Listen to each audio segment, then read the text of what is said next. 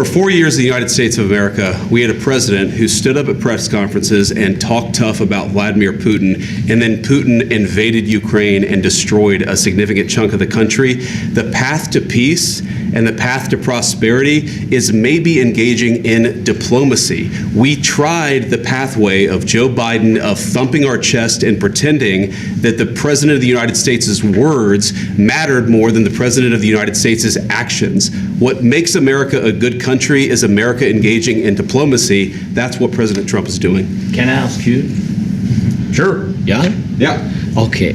So he occupied our parts, big parts of Ukraine, part of East and Crimea. So he occupied it on 2014. So during a lot of years, so I'm not speaking about just Biden, but those time was Obama, then President Obama, then President Trump, then President Biden, now the President Trump, and God bless, now President Trump will stop him. But during 2014, nobody stopped him. He just occupied and took. He killed people. You know what the contact line? 2015. 2014. 2014 and 2014. 2014. Yeah. So I was not here. Yeah, but That's exactly but, right. Yes, but during 2014 till 2022, yeah, the situation the same. The people have been dying on the contact line.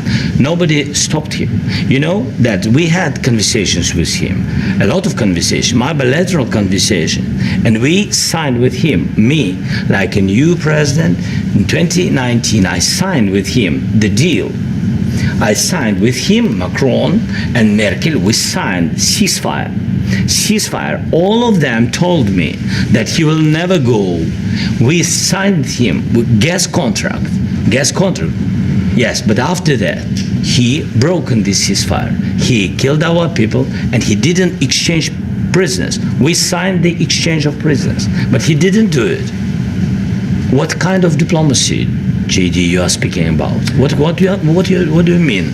I'm talking about the kind of diplomacy that's going to end the destruction of your country. Yes, but if you Mr. President, with respect, I think it's disrespectful for you to come into the Oval Office and try to litigate this in front of the American media. Right now, you guys are going around and forcing conscripts to the front lines because you have manpower problems. You should be thanking the president for trying to bring an end to this conflict. Have you ever been to Ukraine that you say what problems we have? I have been to. Count one. I've actually watched and seen the stories, and I know what happens is you bring them on a propaganda tour, Mr. President. Do you disagree that you've had problems bringing people into your military? And do you think that it's respectful to come to the Oval Office of the United States of America and attack the administration that is trying to prevent the destruction of your country? A lot of questions. Let's start from the beginning. Sure. First of all, during the war, everybody has problems, even you, but you have nice ocean and don't feel now, but you will feel it in the future. God bless. You don't know that. God bless. God bless. You will not have a war. Don't tell us what we're going to feel. We're trying to solve a problem. Don't tell us what we're going to feel. I'm not telling you. Because you're in no position to dictate that. That's exactly Remember what this. you're doing. You're in no position to dictate what we're going to feel. We're going to feel very good. You will feel influenced. We're going to feel very good and very strong. You will feel influenced. You're right now not in a very good position. You've allowed yourself to be in a very bad position, and he happens to be right about it. From the very beginning of the war. You're not in a good position. You don't have the cards right now. With us, you start having cards. But right now, you don't. You're playing cards. You're playing cards. You're gambling with the lives of millions of people. You're gambling with World War III. You're gambling with World War III. And what you're doing is very disrespectful to the country, this country, that's backed you far more than a lot of people said they should have. Have you said thank you once this entire meeting? No, in this entire meeting, have you said thank you? You went to Pennsylvania and campaigned for the opposition in October. Offer some words of appreciation for the United States of America and the president who's trying to save your country.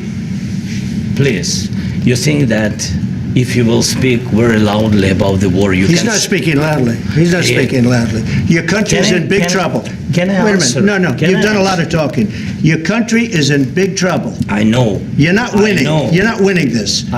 you have a damn good chance of coming out okay because of us. Mr. President, we are staying in our country, staying strong from the very beginning of the war. We've been alone, and we are thankful. I said thanks You haven't in been this alone. cabinet, You and haven't not been only alone. in this cabinet. We gave you, through I this said stupid thank you. president, $350 billion. You voted We gave for you your military equipment, You and you voted men for are your brave, but they had to use our military. Yes. What about if, West if you didn't have You our invited military me- equipment, you invited if me you to didn't speak- have our military equipment, this war would have been over in 2 weeks. In 3 okay? days, I heard it from Putin. In 3 days, this is something Maybe new. less. In 2 weeks, of course, yes. It's going to be a very hard thing to do business like this. I Again, tell you. just say thank you. I said a lot of times that thank there, you accept to that, American people. accept that there are disagreements, and let's go litigate those disagreements rather than trying to fight it out in the American media when you're wrong. We know that you're wrong. But you see, I think it's good for the American people to see what's going on I over understand, there. sir. I think it's I very understand. important. That's why I kept this going so long. You have to be thankful. You don't have the I'm cards. thankful. You're buried there.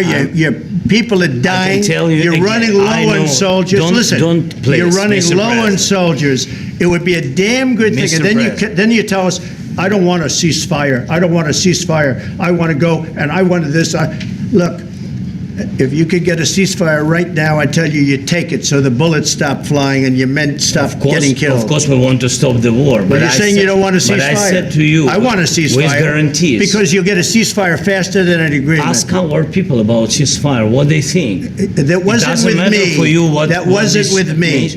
It That was wasn't with with a you. guy named Biden, who was not a smart person. But this That is was your, with, this that was is with your Obama. president. It was your president. Excuse me. That was with Obama, who gave you sheets, and I gave you javelins. Yes. I gave you the javelins to take out all those tanks. Obama gave you sheets. In fact, the statement is Obama gave sheets and Trump gave javelins. You got to be more thankful, because let me tell you, you don't have the cards. With us, you have the cards. But without us, you don't have any cards. President Zelensky just gave an interview to Fox, and President Zelensky was asked if he owes President Trump an apology. Listen to this.